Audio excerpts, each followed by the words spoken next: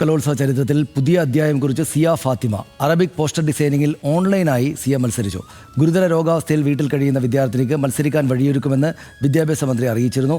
മത്സരത്തിന് മന്ത്രി വി ശിവൻകുട്ടിയും സാക്ഷിയായി. ലെബിൻ കെ വിജയൻ അവിടെ നിന്ന് വിവരങ്ങൾ നൽകും. ലെബിൻ, അത് സംസ്ഥാന കലോത്സവത്തിൻ്റെ ചരിത്രത്തിലെ ഒരു പുതിയ അധ്യായമാണ്. എങ്ങനെയുണ്ടായിരുന്നു അത്?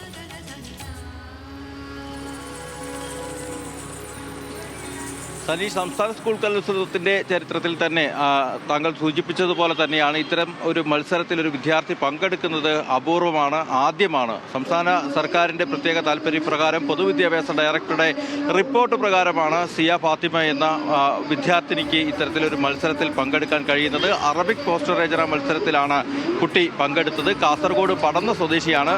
വാസ്കുലൈറ്റ് എന്ന് പറയുന്ന അസുഖത്തെ തുടർന്ന് ദീർഘ ദിവസങ്ങളായി ചികിത്സയിലായിരുന്നു. ജില്ലാ സ്കൂൾ കലോത്സവത്തിൽ അസുഖബാധിതയായി പങ്കെടുത്ത് മത്സരിച്ച് വിജയിക്കുമ്പോഴും കുട്ടിയുടെ അസുഖം എന്താണെന്നുള്ള കാര്യത്തെക്കുറിച്ച് ഒരു വ്യക്തതയില്ലായിരുന്നു. പിന്നീട് നടന്ന പരിശോധനകളിലാണ് വാസ്കുലൈറ്റിസ് രോഗമാണ് എന്നുള്ള കാര്യം സ്ഥിരീകരിക്കുന്നത്. അതിനുശേഷം വലിയ ശാരീരിക അവശതകളും ബുദ്ധിമുട്ടുകളും പ്രയാസങ്ങളുമൊക്കെ സഹിച്ചാണ് കുട്ടി ചികിത്സ തുടർന്നു വരുന്നത്. ശരീരത്തിന് വലിയ വേദനയുണ്ടാകുന്നു എന്നുള്ളതാണ് ഏറ്റവും പ്രധാനപ്പെട്ട കാര്യം. ഈ വേദനയും വെച്ചുകൊണ്ട് കുട്ടിക്ക് തൃശ്ശൂരിലെത്തി മത്സരിക്കാൻ അതിയായ ആഗ്രഹമുണ്ടായിരുന്നെങ്കിലും അതിന് കഴിയുന്ന സാഹചര്യമായിരുന്നില്ല. പിന്നീട് ഡോക്ടർമാരുടെ അടക്കം ഉപദേശപ്രകാരം ക്വാറന്റൈനിലായിരുന്നു കുട്ടി കഴിഞ്ഞു വന്നത്. ഇതിനിടയിൽ വിദ്യാഭ്യാസ മന്ത്രിയോട് തൻ്റെ സങ്കടം പറയുകയായിരുന്നു.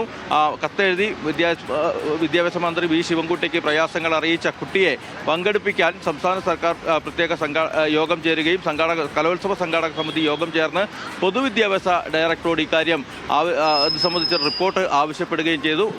പൊതുവിദ്യാഭ്യാസ ഡയറക്ടർ NSK ഉമേഷ് ഈ കാര്യങ്ങൾ പരിശോധിച്ച് കുട്ടിക്ക് ഓൺലൈനിലായി മത്സരത്തിൽ പങ്കെടുക്കാനുള്ള അവസരമൊരുക്കുകയായിരുന്നു. കാസർഗോഡ് പടന്നയിലെ വീട്ടിലിരുന്നു കൊണ്ട് കൈറ്റിൻ്റെ സഹായത്തോടു കൂടി അറബിക് പോസ്റ്റർ രചന മത്സരം ഓൺലൈനായി തന്നെ മത്സരത്തിൽ പങ്കെടുക്കും. പ്രത്യേക സംവിധാനങ്ങൾ ഉപയോഗിച്ചുകൊണ്ട്, കൈറ്റിൻ്റെ കൂടി സാങ്കേതിക വിദ്യയുടെ സംവിധാനങ്ങൾ ഉപയോഗിച്ചുകൊണ്ട് തൃശ്ശൂരിലെ വേദികളിൽ ഇരുന്നു കൊണ്ട് ജഡ്ജസിന് ഇത് സംബന്ധിച്ച് വിലയിരുത്തൽ നടത്താനാകും. അതിനുശേഷം ഇത് ഈ 741 പോയിന്റുമായിട്ട് കണ്ണൂരാണല്ലോ ഇപ്പോഴും ഒന്നാം സ്ഥാനത്ത് നിൽക്കുന്നത്. തൊട്ടു പിന്നാലെ കോഴിക്കോടുണ്ട്. നിലവിലെ ചാമ്പ്യന്മാരായ തൃശ്ശൂർ 3-ാം സ്ഥാനത്താണ്. എൻ്റെ നാട്, എൻ്റെ ജില്ലയാണ് കണ്ണൂരാണ് 1-ാം സ്ഥാനത്തുള്ളത്.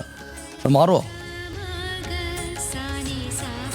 തീർച്ചയായും കണ്ണൂർ തുടക്കം മുതൽ കണ്ണൂരിൻ്റെ ഒരു ആധിപത്യം നമുക്ക് കാണാമായിരുന്നു. ആദ്യ 2 ദിവസങ്ങളിൽ നേരിയ നിലയിൽ അങ്ങോട്ടും ഇങ്ങോട്ടും ഒക്കെ വ്യത്യാസം വന്നെങ്കിലും കണ്ണൂർ ജില്ല ബഹുദൂരം മുന്നിലാണ്. ഉമ്മൻചാണ്ടിയുടെ പറയുന്ന പോലെ, ഉമ്മൻചാണ്ടി ഡയലോഗ് പറയുന്ന പോലെ അതിവേഗം ബഹുദൂരം മുന്നിലെന്നുള്ള നിലയിലേക്ക് തന്നെയാണ് കണ്ണൂരിൻ്റെ കുതിപ്പ്. 741 പോയിൻ്റാണ് കണ്ണൂർ ഇതുവരെ സ്വന്തമാക്കിയിരിക്കുന്നത്. രണ്ടാമതുള്ള കോഴിക്കോട് ജില്ലയ്ക്ക് 728 പോയിന്റ് മാത്രമേ ഉള്ളൂ. തൃശ്ശൂർ ആതിഥേയരാണ്. മൂന്നാമതാണ് 726 പോയിന്റ്. ഈ സാഹിത്യ രചനാ മത്സരങ്ങളാണ് ഇന്ന് പ്രധാനമായി നടക്കുന്നത്. ഒരു വശത്ത് നാടകം പോലുള്ള മറ്റ് മത്സരങ്ങളുമൊക്കെ നടക്കുന്നുണ്ട്. ഇന്ന് 2 ദിവസം കൂടി മത്സരത്തിൽ ബാക്കിയുണ്ടെങ്കിലും ഒരുപാട് മത്സരങ്ങളുടെ അറിയാനുണ്ടെങ്കിലും ഒക്കെ ഇപ്പോഴത്തെ ഒരു സാഹചര്യം പരിഗണിച്ച് നോക്കുമ്പോൾ കണ്ണൂർ മറ്റ് ജില്ലകളെ അപേക്ഷിച്ചുകൊണ്ട് കുറച്ചുകൂടി മുൻപിലാണ്. 2 ദിവസം വിവരങ്ങൾക്ക് കൂടുതൽ സമയം ഞങ്ങൾക്ക് ഇല്ലാത്തതുകൊണ്ടാണ് ഞാനൊന്ന് ഇടപെട്ടത്. വളരെ നന്ദി. അവിടെ കലോത്സവം ഗംഭീരമായിട്ട് നടക്കുകയാണ്. ഇനി കുറച്ച് ദിവസങ്ങൾ മാത്രമേ ഉള്ളൂ. നല്ല മണിമണി പോലത്തെ സ്റ്റോറികൾ ചെയ്യാൻ ശ്രദ്ധിച്ചാൽ കുറെ കൂടെ നന്നാവും. ലെവിനൊക്കെ സ്റ്റോറി ചെയ്യുമ്പോൾ നല്ല ഭംഗിയുണ്ടാവും കാണാൻ.